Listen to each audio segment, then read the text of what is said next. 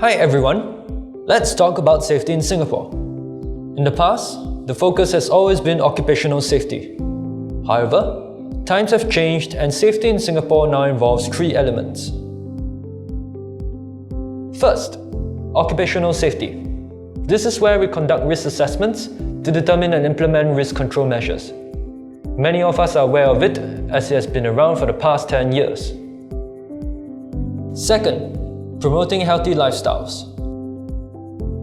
The average Singaporean lifespan has increased from 78 in year 2000 to 86 in year 2018 and has been rated third in the world. What does this mean? People are retiring later and the average workforce age is increasing. To ensure good quality of life, keeping healthy is important. The government has kept up by implementing the Total Workplace Safety and Health Program to take care of our aging workforce. In other parts of the world, such programs are known as Integrated Workplace and Health. Third, anti-terrorism.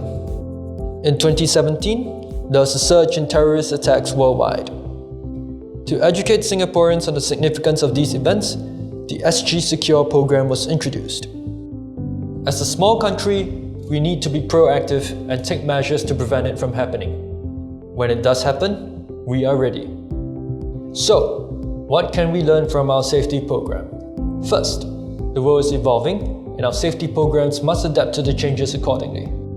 Programs that do not adapt to change will eventually cease to exist. It is the same in the business world. We need to keep updating ourselves to ensure our systems stay relevant. Secondly, a lot of people feel that our safety program is still inadequate.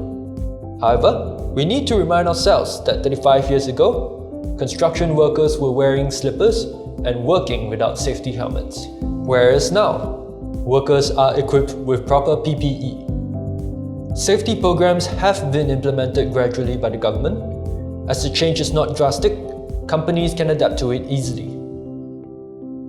We must also remember that resources are needed for each safety program.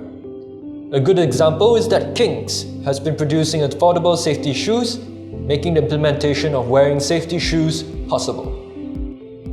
Therefore, to implement safety effectively, sufficient resources and gradual adoption will reduce inertia in the safety program's implementation. I hope that by understanding the safety programs, we can adapt to the rapid changes in our world and improve our company's productivity.